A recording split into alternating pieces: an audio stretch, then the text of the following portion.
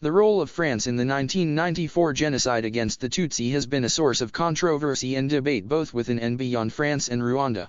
France actively supported the Hutu-led government against the Tutsi-dominated Rwandan Patriotic Front, which since 1990 had been engaged in a conflict intended to restore the rights of Rwandan Tutsis both within Rwanda and exiled in neighboring countries following over 4 decades of anti-Tutsi violence.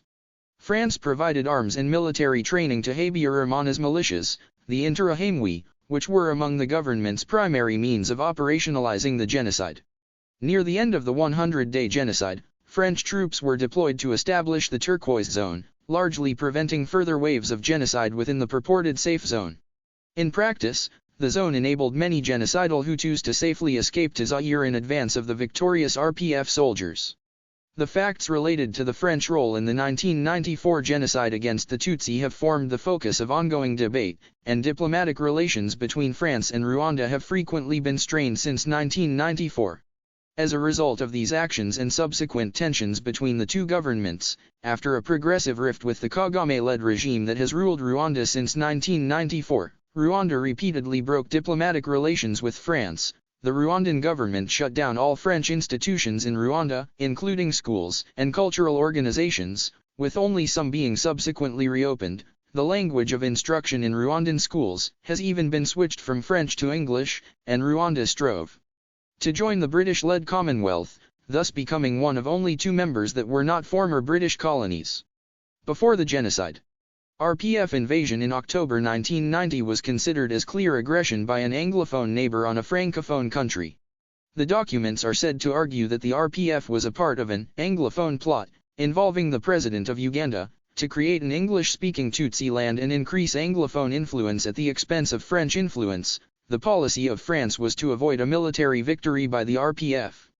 The policy had been made by a secretive network of military officers, politicians, diplomats, businessmen, and senior intelligence operatives. At its center was Mitterrand. As a matter for the French presidency, this foreign policy was not referred to Parliament. Rwanda's arms deals were negotiated through the Rwandan embassy in Paris, even if these weapons were not used for the genocide. When the genocide was over, a list of Rwandan officers prepared by Rwandan army officers within the Rwandan Ministry of Defense and dated March 5, 1994, shows 3 French nationals working as technical assistants in the reconnaissance battalion. In the Rwandan Air Corps, there were 2 French flying instructors, a navigator, an air traffic controller, and a mechanic. In the Paracommandos, under Colonel Aloys, there were 4 French nationals including a major in the French army. Melverne attributes other forms of French support for the regime. She reports that, according to Belgian intelligence in Rwanda, French diplomats advised opposition politicians that if they wanted to stop the RPF, they had to give their support to President Habyarimana. A report by Human Rights Watch, HRW, early after the genocide also reported on French armaments support for the regime. It states, official deliveries of arms by the French government to other governments are regulated by well-defined rules, but in the case of Rwanda, as in many others, the rules were rarely followed. According to the National Assembly Investigative Commission, 31 of 36 deliveries of weapons to Rwanda during the years 1990 to 1994 were made without following the rules. A former French policeman who had also served as security consultant to Habyarimana, Captain Paul Beryl, was hired by the Rwandan Ministry of Defense to conduct a training program for 30 to 60 men, eventually to grow to 120, at Bigogwe military camp in the northwest. He was to provide training in marksmanship and infiltration tactics for an elite unit in preparation for attacks behind the RPF lines.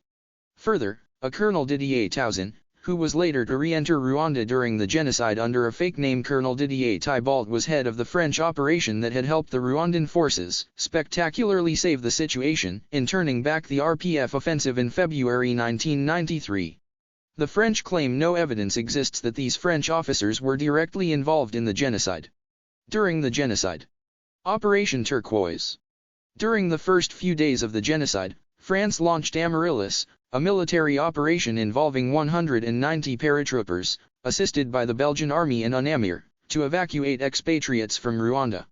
The operation was later described by Gerard Prunier as a disgrace, as the French and Belgians refused to allow any Tutsi to accompany them. Those who boarded the evacuation trucks were forced off at Rwandan government checkpoints, where they were killed. The French also separated several expatriates and children from their Tutsi spouses, rescuing the foreigners but leaving the Rwandans to likely death. The French did, however, rescue several high-profile members of Habyarimana's government, as well as his wife, Agathe. In some instances, French troops used UNAMIR vehicles, without the permission of head of UNAMIR Romeo Dallaire. The French abandoned their embassy in Kigali, in the process shredding hundreds of documents containing details of their relationship with the old regime. In late June 1994, France launched Operation Turquoise, an unmandated mission to create safe humanitarian areas for displaced persons, refugees, and civilians in danger. From bases in the Zairian cities of Goma and Bukavu, the French entered southwestern Rwanda and established the Zone Turquoise, within the Cyangugu, Kibai, Gikongoro Triangle, an area occupying approximately a fifth of Rwanda. Radio France International estimates that Turquoise saved around 15,000 lives, but the timing of the invasion, with the genocide coming to an end and the RPF's ascendancy, led many Rwandans to interpret Turquoise primarily as a mission to protect Hutu from the RPF, including some who had participated in the genocide. The French remained hostile to the RPF, and their presence temporarily stalled the RPF's advance. According to Operation Turquoise had another purpose, preventing a victory by the RPF. Some military officers in Paris had talked openly of breaking the back of the RPF. Subsequent investigations. Kagame ordered report. Following an investigation of the plane crash of April 6, 1994 that killed both the Rwandan President Juvenal Habyarimana and Burundian President Cyprien and precipitated the genocide, and in which 3 French crew had also died, the French judge Jean-Louis Bruguière indicted 9 associates of Rwandan President Paul Kagame in November 2006. President Kagame himself was not indicted, as he had immunity under French law as a head of state. Kagame denied the allegations, decrying them as politically motivated, and broke diplomatic relationships with France. He then ordered the formation of a commission of his own Rwandan Justice Ministry's employees that was officially charged with assembling proof of the involvement of France in the genocide. The political character of that investigation was in turn further averred when the commission issued its report solely to Kagame, symbolically on November 17, 2007, exactly 1 year after Bruguière's announcement, and the head of the Rwandan Commission, Ginda, stated that the commission would now wait for President Kagame to declare whether the inquiry was valid. In July 2008, Kagame threatened to indict French nationals over the genocide if European courts did not withdraw arrest warrants issued against Rwandan officials, which by then included broader indictments against 40 Rwandan army officers by Spanish Judge Fernando Andrew. Findings of the commission were released at Kagame's order on August 5, 2008. The report accused the French government of knowing of preparations for the genocide and helping to train the ethnic Hutu militia members. It accused 33 senior French military and political officials of involvement in the genocide, including then-President Mitterrand and his then-General Secretary Hubert Védrine, then-Prime Minister Edouard Balladur, then-Foreign Minister Alain Juppé, and his chief aide at the time, Dominique de Villepin. A statement accompanying the release claimed that French soldiers themselves directly were involved in assassinations of Tutsis and Hutus accused of hiding Tutsis. French forces committed several rapes on Tutsi survivors, though the latter was not documented in the report. A BBC report commented that French Foreign Minister, Bernard Kouchner, denied French responsibility in connection with the genocide but said that political errors had been made. Another BBC report delved into the motivations for the Rwandan report and stated that chief among them has been an iron determination to keep the world's attention focused on the genocide, rather than on the role of the Rwandan Patriotic Front, RPF, the force that took power in 1994, bringing President Paul Kagame to power. In recent years, uncomfortable questions have been raised about the war crimes the RPF are alleged to have committed during and after 1994.